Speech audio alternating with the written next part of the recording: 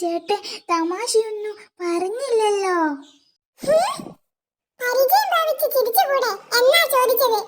അതിന് എനിക്ക് ചേട്ടനെ പരിചയമില്ല.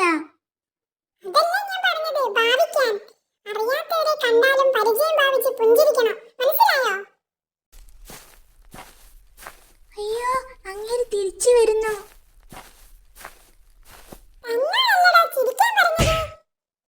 പരിചയമില്ലാത്തവരെ കണ്ട ചിരിക്കാനല്ലേ പറഞ്ഞത്. എനിക്ക് ചേട്ടന്റെ കയ്യിൽ നിന്ന് ഇടി കിട്ടിയ പരിചയമുണ്ടല്ലോ.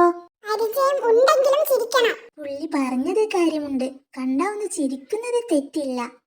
ചിരിക്കുമ്പോ തെറ്റുമോന്നാ പേടി.